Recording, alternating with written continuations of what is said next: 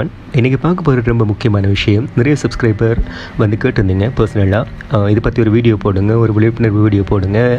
நான் நிறைய நாளாக இந்த ஃபோனை யூஸ் பண்ணுறேன், சில பிரச்சனைகள் இருக்குது, அதுக்கு எப்படி தீர்வு கண்டுண்டு. ஸோ அதை பற்றி தான் இன்றைக்கி பார்க்க போகிறோம். வாங்க வீடியோக்குள்ளே போகலாம்.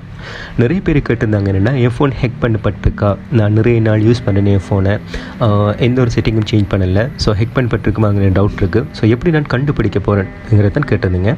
ஓகே, நான் அந்த வழிமுறைகளை சொல்கிறேன். நீங்கள் அதை ஃபாலோ பண்ணிங்கன்னா உங்கள் ஃபோன் ஹேக் பண்ணப்பட்டிருக்கா இல்லை சாதாரணமாக இருக்காங்கிறத நீங்கள் ஈஸியாக கண்டுபிடிச்சிக்கலாம். முதல்ல விஷயம் என்ன செய்யுங்க, பேட்டரி ட்ரைனேஜ். நீங்கள் சார்ஜ் பண்ணி யூஸ் பண்ணுவீங்க, சார்ஜ் பண்ணி யூஸ் பண்ணக்குள்ளே நீங்கள் நல்லா யோசிச்சு பாருங்கள். அவங்க இன்டர்நெட் யூஸ் பண்ணால் 2 மணி நேரம் நீங்கள் சாதாரணமாக யூஸ் பண்ணலாம். அப்படி இல்லாட்டி இன்டர்நெட் யூஸ் பண்ணலாட்டி உங்களோட பேட்டரியோட கெப்பாசிட்டியை பொறுத்து என்ன செய்யும்னா பேட்டரி யூஸ் பண்ணலாம். ஓகே, ஆனால் சிலவங்க ஃபோன் என்ன செய்வீங்க, சார்ஜ் போட்டு அதாவது யூஸ் பண்ணாமல் எடுத்துவீங்கன்னா கிட்டத்தட்ட ஒரு ½ அன் ஹவருக்குள்ளே 50% அல்லது 75% என்ன செய்யும்னா பேட்டரி ட்ரைனேஜ் ஆகிருக்கும். ஸோ அப்படியான விஷயங்கள் இருந்தால் உங்கள் ஃபோனை கவனித்து பாருங்கள், ஹேக் பண்ணிக்கப்படுற வாய்ப்பு இருக்குது. நம்பர் 2, அதாவது ஃபோன் ஓவர் ஹீட் ஆகும். நீங்கள் யூஸ் பண்ணாமல், அதாவது நெட் யூஸ் பண்ணாமல் இருந்தால் கூட நீங்கள் உங்கள் ஃபோன் என்ன செய்யும்னா நெட் கனெக்டில் இருக்கும், பட் ஓவர் ஹீட்டாக இருக்கும். அதுக்கான காரணம் என்னென்னா, ஒன்று உங்கள் ஃபோனில் என்ன செய்யலாம், ஒன்று மால்வேர் சாஃப்ட்வேர் இயங்கலாம், இல்லாட்டி உங்களுக்கு தெரியாமல் ஸ்பை சாஃப்ட்வேர் ஏதாவது இருக்கலாம். அதுக்கப்புறம் 3வது விஷயம் என்னென்னா, நீங்கள் கால் பேசுகிறப்போ அல்லது கால் பேசுவீங்க, கால் பேசுகிறப்போ என்ன செய்யும், உங்களுக்கு அதாவது உங்கள் சரௌண்டிங்கில் உங்கள் அட்மாஸ்ஃபியரில் இல்லாத ஒரு சவுண்ட் வரும்.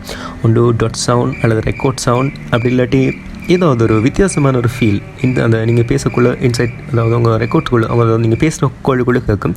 ஸோ அப்படியான விஷயங்கள் இருந்தால் உங்கள் ஃபோன் என்ன செஞ்சு ஹேக் பண்ணப்பட்டிருக்கு. 5வது விஷயம், ஸோ 4வது விஷயம் என்னென்னா, உங்கள் ஃபோன் வழமைக்கு மாறாக நல்லா யூஸ் பண்ணியிருப்பீங்க, ஒரு 6 மாதம் 7 மாதம் நல்லா வேலை செய்யும். அதுக்கப்புறம் உங்கள் ஃபோன் தானாக ரொம்ப ஸ்லோவாகிடும். ஸோ ரொம்ப ஸ்லோவாக இருக்கும். நீங்கள் என்னத்தை அழித்தாலும் சரி, என்ன செஞ்சாலும் சரி, அந்த ஸ்லோவை உங்களால் தவிர்க்க முடியாது. அப்படியான சந்தர்ப்பங்களில் உங்கள் ஃபோனை செக் பண்ணி பாருங்கள், ஹேக் பண்ணப்பட்டிருக்கும்.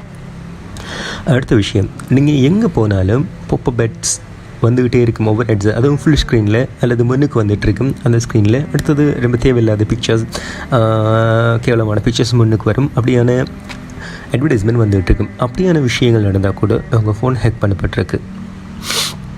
அடுத்த விஷயம் என்னென்னா, நீங்கள் டேட்டா கார்டு போட்டிருப்பீங்க. உங்கள் டேட்டா கார்டு என்ன செய்யும், நீங்கள் 2GB அல்லது 3GB போட்டுறீங்க, அது உங்களுக்கு 1 டே அல்லது ½ அன் ஹவர் கூட உங்களுக்கு தாக்குப்பிடிக்காது. அப்படியான காரணம் என்னென்னா, உங்கள் பேக்ரவுண்டில் யாராவது உங்கள் ஃபோனை, உங்கள் டேட்டாவை திருடுறாங்க. அப்படி இல்லாட்டி உங்கள் ஃபோன் உங்களுக்கு தெரியாமல் ஏதாவது ஒரு மைனிங்கில் இருக்குது. அடுத்த விஷயம் என்னென்னா, நீங்கள் உங்கள் ஃபோனில் ப்ளூடூத்தோ அல்லது லொக்கேஷனோ ஆன் பண்ணியிருக்க மாட்டீங்க, பட் எனி டைம் உங்கள் ஃபோனில் ப்ளூடூத்தும் லொக்கேஷனும் ஓட்டோவாக ஒன்றா இருக்கும். அப்படியான ஒரு சந்தர்ப்பங்கள் வரப்போ நீங்கள் என்ன செய்யணுமெண்டா, உங்கள் ஃபோன் ஹேக் பண்ணப்பட்டிருக்கு. ஸோ அதையும் தவிர்த்துக்கோங்க, அதையும் செக் பண்ணிக்கோங்க.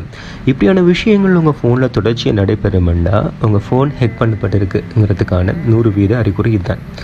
ஓகே, இப்படியான விஷயங்கள்லேருந்து எப்படி நம்ம தவிர்த்து கொள்வது?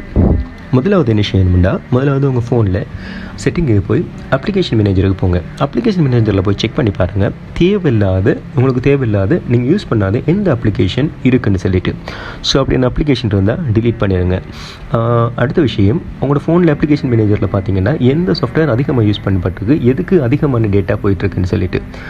அது இல்லாட்டி உங்கள் பேட்டரி மேனேஜருக்கு போய் செக் பண்ணி பாருங்கள், எந்த சாஃப்ட்வேர் அதிகமாக உங்களோட சார்ஜிங் எடுத்துக்கிட்டு. ஸோ அது யூஸ் பண்ணுற சாஃப்ட்வேர்னால் பிரச்சனை இல்லை, யூஸ் பண்ண சாஃப்ட்வேர்னால் தயவு செய்து அதை டிலீட் பண்ணிடுங்க.